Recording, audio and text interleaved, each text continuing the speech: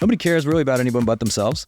And if you are wrapped up in what another law firm is doing, you're going to be stressed out. It's not a zero-sum game. That just because somebody else is winning doesn't mean you're losing.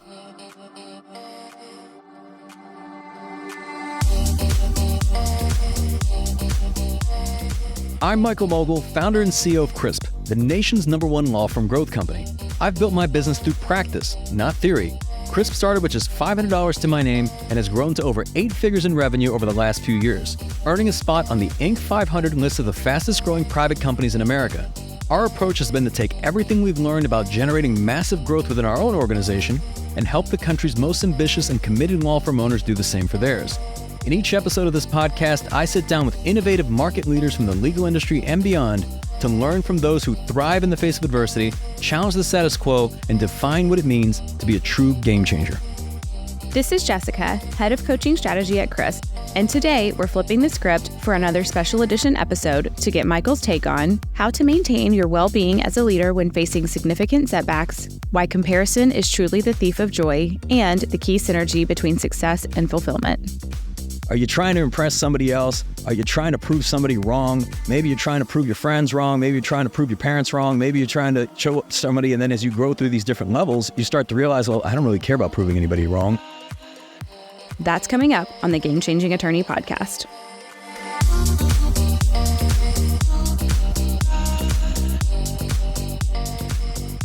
All right, here we are for another AMMA. I'm excited. We just got back from a little boat trip, and turns out people like the AMMAs. They like the question answer format. For those of you jumping in to the podcast, we do 3 types of episodes. We've got our traditional interview style format. This is where we bring in speakers, legal industry and beyond, expert authors, athletes, entrepreneurs, trial attorneys, etc. And then we pick their brains, and then the result is the interview that you listen to on the podcast. We've got the encore editions. These are some of the most popular episodes that we've had on the podcast. I know a recent one was David Goggins. That episode, you know, the term like broke the internet. I don't know if it broke the internet, but it's been absolutely one of our most popular episodes of the podcast in the last several years. David doesn't do a whole lot of podcasts. I think for his last book, he did a podcast with Joe Rogan and a podcast with us. And I think that was it. So there's not a whole lot of those. And then I think he recently did one with Andrew Huberman.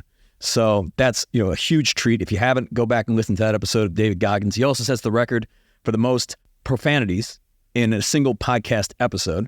And then finally, we've got these episodes, the AMMAs. You guys submit your questions. You text them in at 404-531-7691.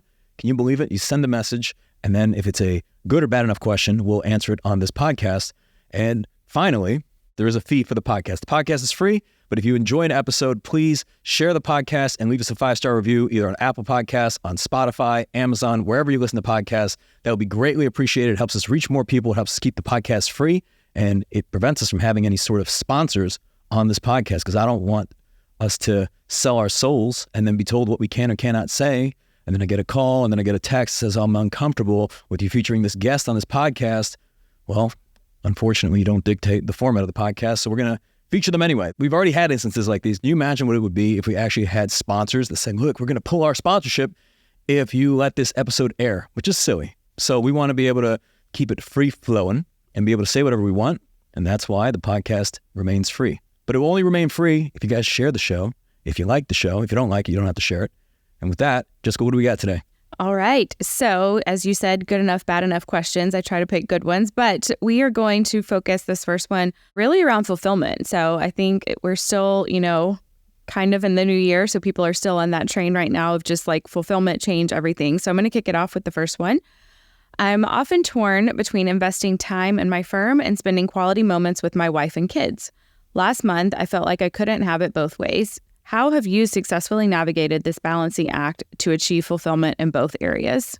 Wow. Okay. Well, isn't that assumptive to believe that I've successfully navigated this balancing act? First of all, let's get one thing out of the way. Just right out of the gate for this episode, this word balance that has been manufactured on the internet is complete nonsense. And it is perpetuated by people who do not have balance themselves. They don't have balance in their life, and they don't have balance in their checking accounts, if you were to actually look. But they created this idea that you can have a 50-50 balance of all things in your life working in perfect harmony. You can have it perfect at the office and perfect at home and perfect in relationships. And all you have to do is buy their course, and they'll teach you how you can also have similar balance in your life, okay? The most successful people that I know operate through periods of significant imbalance. Okay. And this idea of trying to keep things level constantly means you're going to be either mediocre at everything you do, underperforming in everything you do, and probably dissatisfied and probably not fulfilled. Because what is balance? I mean, if you look at it, let's say on a bell curve, it is in the middle. It is where most people fall. Okay. So this is your typical person working 9 to 5, 40 hours a week, making, let's say mediocre income. They're not happy with the income. They've got tons of credit card debt. They've got tons of loans. Maybe they take 1.5 vacations a year. They're constantly stressed out. They live for the weekends. That's average. So if your goal is that, right? Well, I mean, that is obviously very, very attainable. But I guess to answer this question of how do you achieve this balance, I think it starts with getting this word out of your head. Okay. And this idea that it's not really so much about balance. It's about being able to prioritize the things and the people that are important to you. And really, I mean, the way you spend your time is really dictated by what is important to you and what are your priorities. Okay. If your family's more important to you than the business, you're going to spend more time with your family. And if the business is more important to you, you're going to spend more time with the business. That doesn't mean you don't care about your family, and vice versa. That doesn't mean you don't care about your business. But what I have found, and this is not a very popular answer, I imagine this could rub some people the wrong way, it is that if the business is stressing you out and you are stressed out and wondering, how do I spend quality time with my family? Solve the problems in the business first. Because if you are able to draw the line and say, whoop, time to clock out for the day, you still carry those problems with you. It's still stressing you out. It's keeping you up late at night. When you're with your kids, are you really present because you're thinking about all the business challenges and problems that you have, but yet you're trying to do this 50-50 balancing act, okay? So instead, I would recommend solve the business problems, and this involves potentially months, years of counterbalance. Oh, Daddy, he's not there for me. Oh, where is he? He's not around, because you're solving this stuff and you're trying to figure it out. And you can either do it now, or you can have it continually haunt you and haunt your dreams for the rest of your life. So I believe in solving the root issues of the business. And perhaps you need to learn to delegate. Perhaps you need to learn to be able to put systems in place in your business. Perhaps you need to be able to find great people and hire them and train them and develop them in your organization. If you haven't done those things, you're going to be continuously stressed out. And then if you do those things, well, then when you're actually with your family, you're going to be much more present because everything else in the business isn't stressing you out.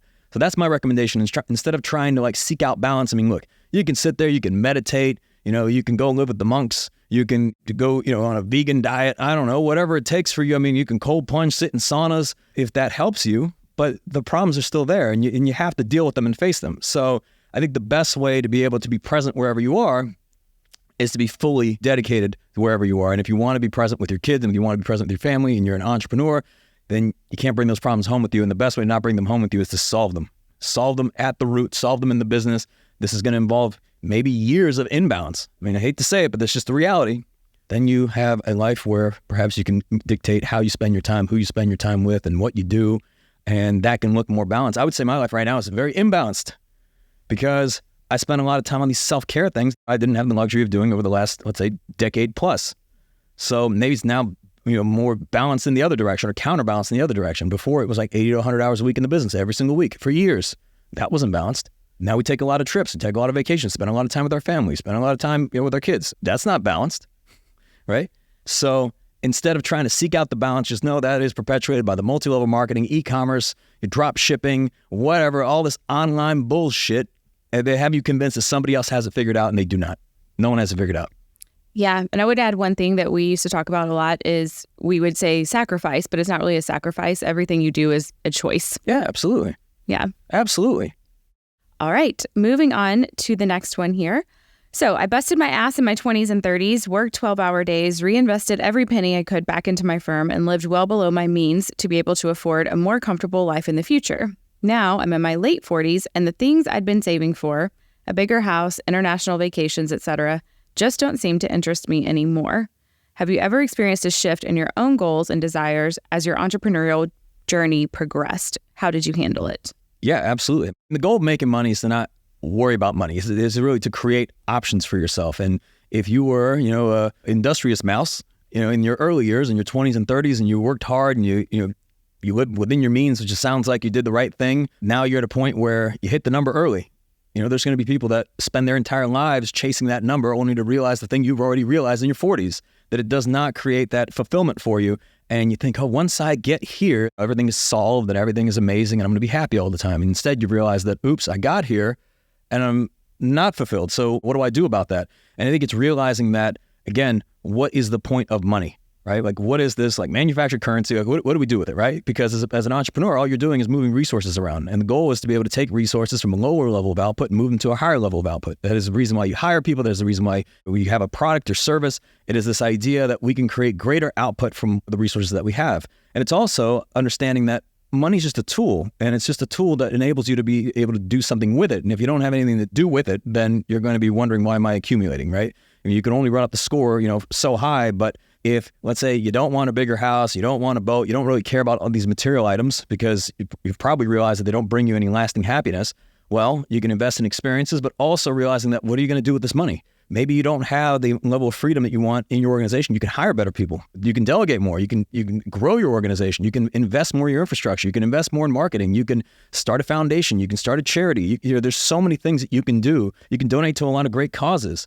So it's just, you have to, have an idea of what you can do with this resource. Now that you have it, does it enable you to do something you couldn't do previously? And if it doesn't, and you're good, and you have everything that you want, well, then you have to really look at how are you spending your time, because if you have everything you want, then why are you doing anything you don't want to do? What is really the point of money? It is to get yourself to a point where you don't have to do anything that you don't want to do. You don't have to spend your time with anybody you don't want to spend your time with. Is it Kevin O'Leary? He was like, it means I don't have to answer any phone call. Yeah. Didn't we talk about this a few weeks ago, like the 3 different types of freedoms, kind of like the fuck you freedoms, right? So there is fuck you money, which people know essentially. I mean, people have heard that, and you have so much money that essentially you do not have to deal with anybody or do business with anybody you don't want to do a business with. You can't be bought and paid for. You can spend your time however you like. Okay, that's great. Then there's fuck you time, which is essentially, this is a version of the FU money, but it is more so around like how you spend your time, who you spend your time with, etc. And then there's the highest level, right? The highest, the tip of the peak, the FU status, where you're not even playing status games anymore. You don't care. You deleted your social media. It doesn't matter. You don't care how many likes you get. You don't even care to show off what you're doing. It does not matter to you. You just don't want to play the game anymore, quite frankly. And you enjoy what you're doing. I've known a lot of successful people that have kind of disappeared from the limelight for this very reason. I think some of the most successful people in the world, you don't even know about them. They don't show up on the Forbes list. Like, they're the quiet ones, right? They're not posting stories and things like that. So those are the different levels where, I mean, this is all a game at the end of the day. It is, are you trying to impress somebody else? Are you trying to prove somebody wrong? Maybe you're trying to prove your friends wrong. Maybe you're trying to prove your parents wrong. Maybe you're trying to show somebody. And then as you grow through these different levels, you start to realize, well, I don't really care about proving anybody wrong. And I don't really care what these people on the internet think. And then you start to realize, okay, well, why am I doing even what I'm doing? And that's where you truly become dangerous, because now you're passionate about what you do, and you don't do it just simply because the goal is to get to some sort of destination. Now you're playing an infinite game. All right, we'll round it out with question 3 then. So just after I achieved a big goal, I compared my firm's growth to one of my competitors and learned that they surpassed me. Needless to say, it was quite demotivating. How do you suggest I break the habit of comparing myself to others? Delete your social media? I don't know. I mean, let's do this. Take yourself back to when you started your law firm, okay? Years and years and years ago. Now, at that time, imagine somebody told you, here's where you will be. You'd probably be like, I'm ecstatic. That'd be amazing to grow the firm to this point, to have this many team members, to serve this many people in our community, to have this amount of revenue, to be able to take home this amount of profit, to live in this type of home, to be able to spend our time in this way. You'd be ecstatic. But then you get there, and the only reason that you're upset is because now you're comparing against somebody else based on from where you are to where you are not. And that is what's going to create a lot of just disappointment and discouragement, because there's always somebody doing better. I mean, I've known people, check this out, somebody that got to $1 billion, but the $1 billion business, that's 1,000 million. And they look over and say, well, this guy over here's got a $10 billion business. So I'm inadequate, and you're thinking, wow, that's amazing. So it never ends. And you decide to play the game. Comparison is the thief of all joy. I don't know. I don't even know exactly. I think it's that. I don't know the phrase there, but the whole point is, if you're going to be comparing yourself to somebody else, then you're going to constantly be disappointed, because there's always somebody either doing better in one area financially, but you also don't know how they're doing in other areas. Someone could be a tremendous business success, but be a horrible father or mother, or somebody's, making a ton of money, but they're on a lifeline when it comes to their health. And, they're not sleeping well, they're exhausted all the time. Like, who knows how many years they've got left. And you also don't know if anybody who's doing well, let's say in their business, is actually happy, and that they enjoy the relationship they're with. I mean, you don't know those things.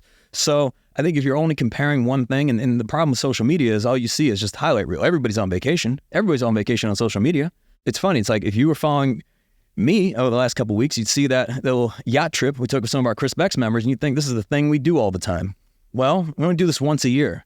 And everybody went on that trip. When they're not on that trip, they're working their asses off, right? But it's like when you're seeing photos from the yacht, I'm putting up these little inspirational quotes and all this stuff. I'm sure someone looks at that and thinks, oh, must be nice, right? But that's just a tiny sliver of all the work that's necessary to get there. But, people aren't really posting stories of them working their asses off in the office, or when they're there in at 2 o'clock in the morning, and then having to do that again and again and again for decades. So I think the comparison game is just, you choose whether you play that game or not. And if you're constantly chasing after somebody else, in some respects that can actually be motivating, because it can create this desire, you kind of choose the right enemies. Or alternatively, it can create a lot of just stress and anxiety needlessly. So it really just comes down to, why are you doing what you're doing, being able to answer that question, and then it's being able to answer it for yourself. We talked about this on previous podcasts when people are doing goal setting. Someone sets one number and they say 5 million. I want to grow my firm to 5 million. Another firm hears that and they say, I'm going to do 10 million. Another one hears it and says 20 million, then 50 million. It's like Price is Right. And if you ask them, well, why that number? And they're like, well, it's just because it's bigger than, this other person's number, right? And I think it's important to have a reason that goes beyond just simply bigger numbers. And it's just making sure that is really what you want. I mean, look, when you're 90 years old, you're 100 years old. I think Alex Hormozi said it when we did a podcast earlier. He was saying that, look, when you die and when you pass on, you're going to have a funeral. And there's going to be people that you are very close with right now that probably won't make it to your funeral because something came up, or they were hungry, or whatever. And we see this all the time, even with very known public figures, like the Queen of England died, right? And that's a big deal. But when was the last time somebody thought about the Queen of England? When was the last time somebody even said anything or talked about it? So it's like this whole idea is that nobody cares. Nobody cares really about anyone but themselves. And if you are very wrapped up in what another law firm is doing, you're going to be stressed out. It's also this idea, I will also mention this, is that it's not a zero-sum game. That just because somebody else is winning doesn't mean you're losing. Multiple people can win. There's more than enough to go around. And I find that when you focus on yourself, your family, your own team, your own organization, your own community, that everything else works itself out. So I would just encourage you, if you want something practical, just delete your social media. But over the long term, it's really just asking yourself, well, why are you doing what you're doing? And what is actually important to you? So maybe you don't need to get to 1 billion and say, oh, I want to do 10 billion. Because guess what? The person who's at 10 billion, he's looking at the person who's at 100 billion, and he's feeling inadequate. So the cycle repeats. Never ends. It never ends. All right. Thank you, Michael. My pleasure. You've been listening to the Game Changing Attorney podcast with Michael Mogill. If you found this episode valuable, here are 3 free ways that we can help you grow your law firm. Number 1, download the first chapter of Michael's book absolutely free at gamechangingattorney.com. Number 2, you can shoot Michael a text at 404-531-7691 and ask him any question you'd like. You might just hear the answer on the next episode. And finally, number 3, if you can leave this podcast a 5-star review, it will help us gain access to more influential thought leaders and bring their lessons learned here to you. For more information on this episode, see the show notes in your podcast app or visit legalpodcast.com.